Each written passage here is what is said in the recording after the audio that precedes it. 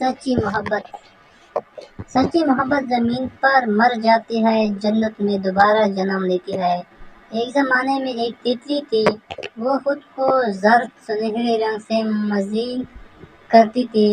تتلی بہت خود غرض، ظالم اور پتھر دل تھی۔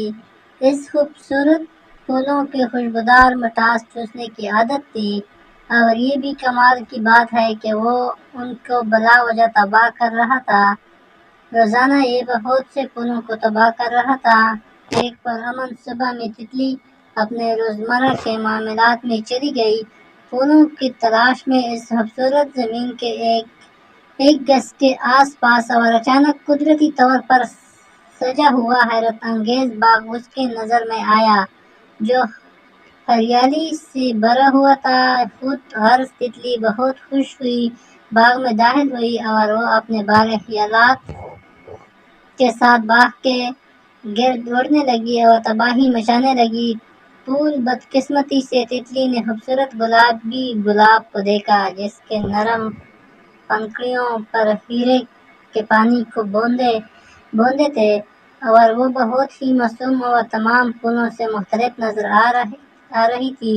تتلی نے اپنی زندگی میں اس قسم کا پھول کبھی نہیں دیکھا، اور خود ہی کہنے لگی، واہ، یہ کتنا خوبصورت پھول ہے۔ اور مزید یہ خود ہی نہیں رہا، اور یہ بے اطمینانی کے ساتھ گھر واپس آیا، اور اس نے الجھن کا شکار ہو کر اپنے آپ سے پوچھا کہ میں نے اس خوبصورت پھول کو خوشبودار مٹھاس کیوں نہیں چوس لی؟ اور اس نے فیصلہ کیا کہ اگلی صبح اس سے بلا وجہ پھول کو مٹھاس چوس لینی چاہیے۔ اگلی صبح وہ اسی باغ میں گیا اور سارا دن پھول کے سامنے بیٹھا، بغیر اس کے مٹھاس چوستا، پھر بھوک پیاس کے ساتھ گھر لوٹا، اور اس نے پھر وہی فیصلہ کیا، اور تھوڑی دیر بعد پھول کے سامنے چلا گیا، اس کے پاگل پن کا مشاہدہ کیا، اور پوچھا، واہ خوبصورت تتلی، تم مجھے دن بھر ایسی کیوں دیکھ رہی ہو؟ تتلی نے جواب دیا، پتہ نہیں کیوں۔ تتلی اور پھول کی خوبصورتی گفتگو۔ پھول نے کہا، ہائے ظالم تتلی، تم میری خوشبودار مٹھاس کو چوس کر مجھے مار کیوں نہیں رہے؟ دوسری کی طرح تم بھی کرتے ہو تتلی۔ واہ آپ خوبصورت معصوم گلاب، مجھے آپ کے بارے میں کچھ محسوس ہوتا ہے۔ میں نے اپنی زندگی بدل دی ہے، اور میں آپ کی طرح معصوم بننا چاہتا ہوں۔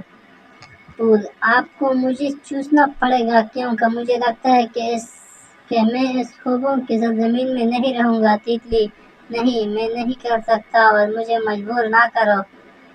یہ گھر واپس چلی گئی۔ تتلی نے اپنی نئی زندگی کا آغاز عاجزی، مہربانی سے کیا، اور اس نے اپنا ظلم چھوڑ دیا، اور اسے خود محسوس ہوا کہ اسے اس خوبصورت گلاب سے پیار ہو گیا۔ اس نے اگلی صبح گلاب کو پرپوز کرنے کا فیصلہ کیا۔